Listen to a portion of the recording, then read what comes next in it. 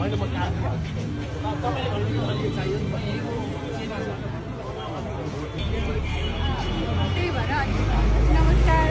सबैको मनमा परिवर्तनको जोस छ अनि यो ब्यालेट बक्समा पनि देखिन्छ जस्तो लागिरहेको छ मलाई। राम्रै डिफ्रेन्स हामी देख्छौँ। मैले आफूलाई एकदमै गर्व फिल गर्छु होइन, मेरो भाइ पालन भएर। त्योभन्दा नि धेरै गर्व केमा लागिरहेछ भन्दाखेरि अबको भावी प्रधानमन्त्री बालेन जस्तो मान्छे हुँदैछ। बालेन जस्तो असल मान्छे, बालेन जस्तो इमान्दार मान्छे, बालेन जस्तो के अरे फ्युचरिस्टिक लङ टर्म भिजन भएको मान्छे, पढे लेखेको मान्छे होइन। अनि उहाँले त्यो चिज चाहिँ महानगरमा पनि कामहरू गरेर देखाइसक्नु भएको छ।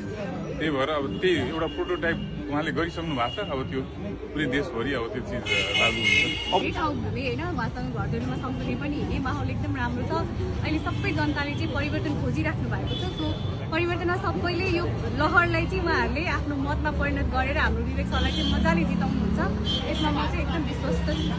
अहिले हामी अब यो सबै माहौल हेर्दाखेरि हामीले धेरै दुःख भइसक्यो आज जनता है। म त पोलिटिकल त्यो ब्याकग्राउन्ड नभएको भएर सर्वसाधारण जनताको हिसाबले भन्दाखेरि हामीले धेरै नै भोगिसक्यौँ जुन हामीले भोग्नु हुन्थेन।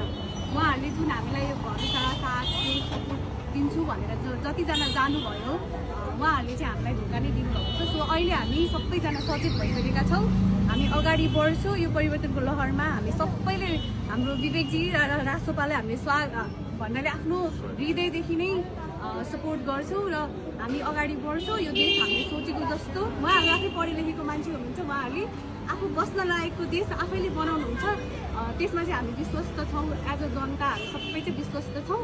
सम्पूर्ण जनताहरूले आफ्नो मत चाहिँ आफ्नो मताधिकारलाई चाहिँ सदुपयोग गरेर घन्टीमा भोट हाल्नु होला। म विनम्र अनुरोध गर्न चाहन्छु यो लहरमा सबैजनाले साथ दिनु होला। हाम्रो ब्यालन फ्यामिलीबाट दाइ हाम्रो कुशल शाह र हाम्रो भाउजू शिला म्याम पनि आउनुभएको छ र हामीसँग सँगै घर दैलो गर्नुभएको छ। उहाँहरू पनि धेरै उत्साहित हुनुहुन्छ कि बाँके क्षेत्र नम्बर 2 को जनताले एकदम यो घन्टीप्रति राष्ट्रपति समर्थन देखेर उहाँहरू आफै उत्साहित र एकदम खुसी हुनुहुन्छ।